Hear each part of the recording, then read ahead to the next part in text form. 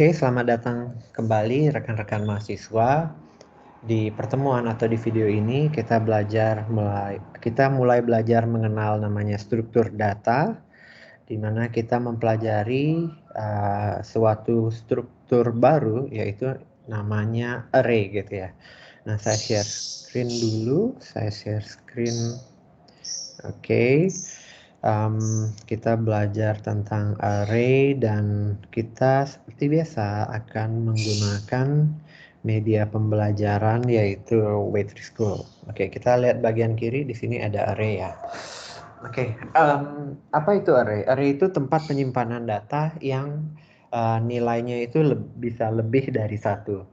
Nah, apa sih bedanya sama variabel gitu ya? Nah, kita coba bandingkan di sini. Misalnya kita buat ada 5 nama mahasiswa ya, misalnya namanya Andre, Barney, Charlie, Doni, sama Eko gitu ya. Jadi kita buat name 1 Anton gitu misalnya. Kok integer ya? Di sini string.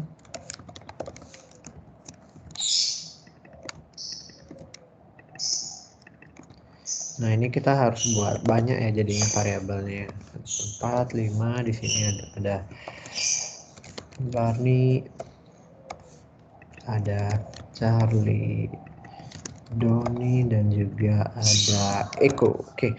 Nah, ini kalau kita menggunakan variabel, kita akan memerlukan 5 buah variabel. Nah, kalau kita menggunakan array, kita bisa menyimpan 5 nama mahasiswa itu. 5 mahasiswa ini dalam satu array, dalam satu tempat penyimpanan. Bagaimana caranya? Kita buat seperti ini. Kita buat caranya, kalau kita lihat di Waitress, kita buat string, kita buat nama variabel atau nama array-nya, kita buat nama, terus kita buat kapasitasnya. Jadi di sini kapasitasnya 4, nanti kita buat kapasitasnya 5, dan kita masukkan nilainya satu persatu. Ini ada nama-nama mobil ya, jadi kita akan menggunakan nama-nama mahasiswa. Jadi saya hapus dulu, kemudian saya buat name dengan kapasitas 5, kemudian kita masukkan namanya satu-satu Anton.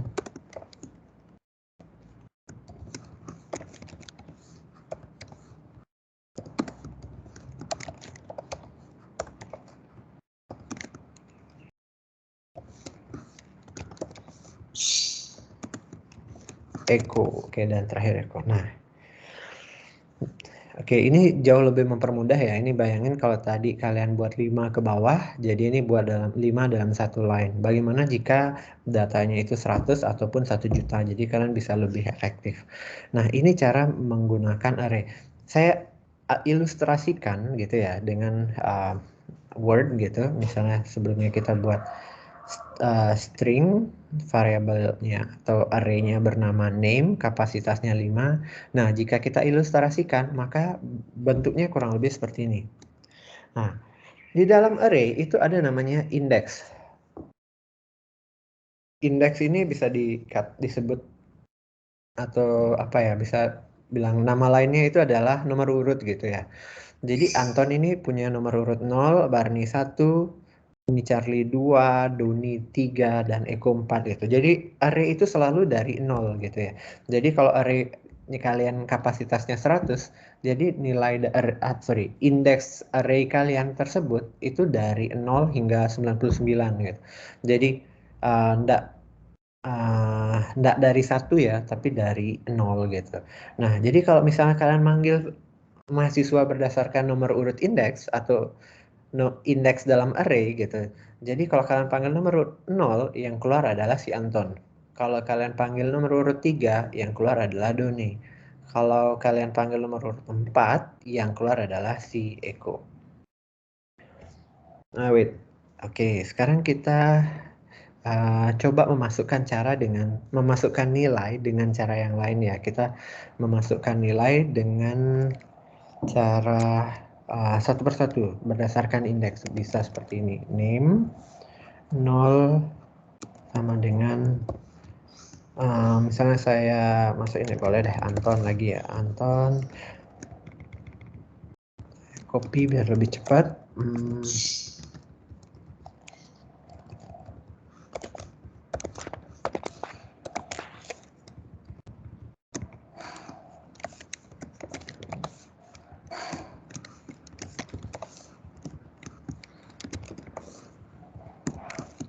Oke, nah, di sini kalian lihat bahwa ini ada dua cara berbeda, namun hasilnya sama ya. Jadi yang ini kalian deklarasikan sekalian di awal, yang di sini kalian deklarasikan satu persatu. Kalian boleh pakai yang mana aja boleh. Jadi kayak gini. Jadi kalian setting dulu array-nya, kemudian dimasukkan satu persatu perlahan, atau kalian setting dari awal, atau kalian sudah masukkan nilainya dari awal. Oke. Nah, kapan kalian pakai cara pertama seperti ini? Jika kalian memang sudah tahu nilainya dari awal. Kapan kalian pakai cara yang di bawah ini? Ketika kalian dapat nilainya belakangan gitu ya. Nah, ini cara memasukkan nilai gitu ya. Kemudian tahapan berikutnya adalah bagaimana cara menampilkan nilai gitu ya. Nah, saya coba saya pakai cara yang ini, kemudian saya mau tampilkan gitu ya. Misalnya nampilinnya nomor urut 4 gitu, cout name nomor urut 4. Kemudian kita tampilkan.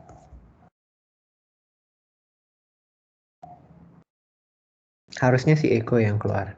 Nah, ini si Eko keluar. Saya mau nampilin si Charlie. Charlie nomor urut berapa nih? Nomor urut 2 gitu ya.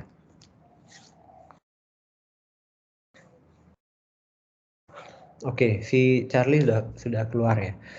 Kemudian gimana caranya saya menampilkan seluruhnya gitu ya.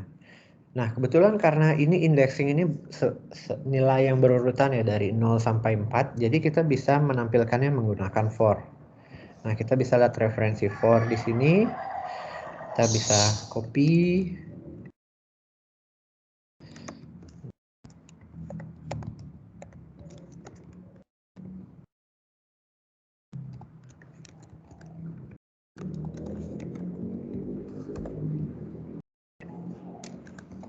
Nah, ini bagaimana ya cara pemahamannya gitu ya. Jadi ini kalian menggunakan for ini sebuah perulangan yang variabelnya adalah i, di mana i akan berulang dengan nilai dari 0 sampai lebih kecil dari 5. Berarti, atau saya lebih senang buat seperti ini ya, angkanya pas. Dari 0 sampai 4 gitu. Jadi dia 0, 1, 2, 3, 4. Maka dia akan menampilkan name 0 sampai dengan name 4. Kita cek run. Oke, ada error di mana ya? Oh, di sini ada cout 2 kali, sorry.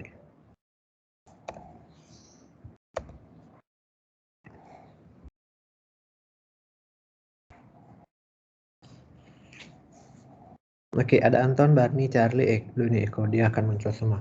Nah, sekarang gimana kita masukkan nilai menggunakan for gitu ya. Saya coba membuat bilangan array yang menyimpan bilangan genap gitu ya. Jadi kita buat integer genap.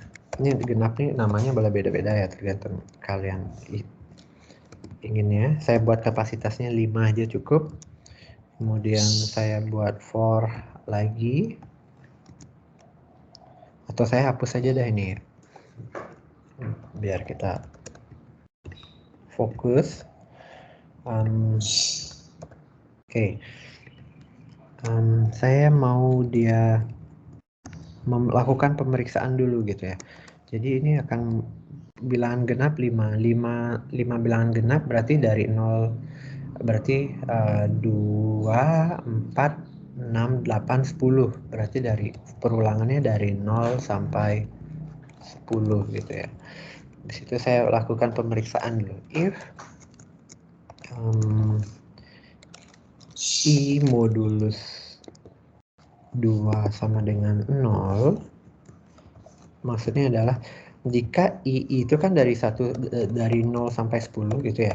Misalnya dia 2 gitu. Nah, misalnya 4, pas dia ulangan dari 0, 1, 2, 3, pas 4 nih, angka 4. 4 bagi 2, modulus itu sisa hasil bagi gitu ya. 4 dibagi 2 kan 2. Dia tidak ada hasil sisa bagi. Contoh misalnya 5 dibagi 2. 5 dibagi 2 kan nggak pas ya. Jadi 5 dibagi 2, angka terdekatnya itu adalah 4. 4 itu untuk mencapai 5 perlu lagi 1 kan, lagi 1 nilai. Nah, maka sisa hasil baginya itu adalah 1. Kalau 4 dibagi 2, dia sisa hasil baginya 0. Jadi ini cocok untuk digunakan untuk mencari bilangan genap. Kalau kalian mencari bilangan ganjil, kalian bisa buat 1 di belakangnya. Oke. Jadi jika dia bilangan genap, maka tolong masukkan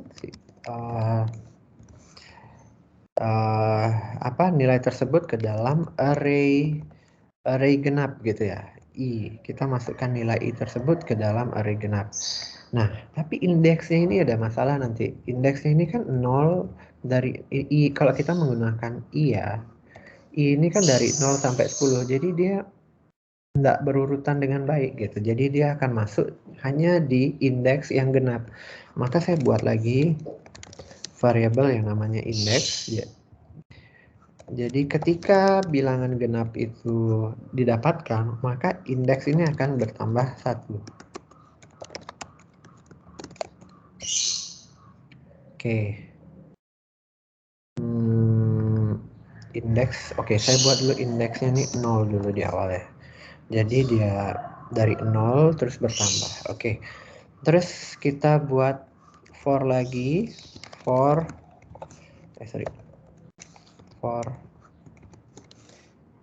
integer is sama dengan, saya mau pakai yang lain dah, saya pakai J sama dengan 0, di mana J lebih kecil sama dengan karena ini bilangan genap ini sampai 5, berarti di sini sampai indeksnya adalah sampai 4 gitu. Dan J++. Kemudian J++, kemudian ini saya mau buat untuk menampilkan, oke. Jadi cout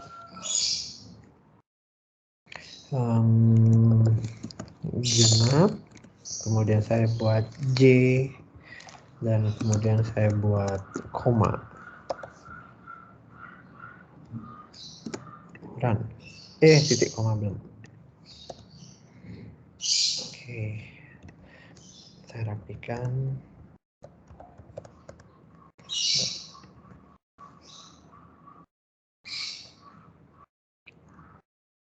Oke, jadi bilangan udah mau muncul bilangan genap dari 0, 2, 4, 6, 8. Tapi 2 ini termasuk bilangan genap nggak ya? Coba kita cek ya.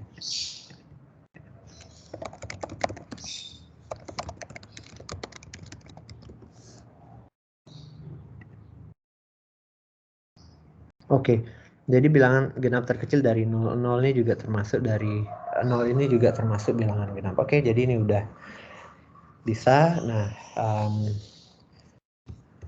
oke, jadi sekian dulu rekamannya, sekian dulu video hari ini.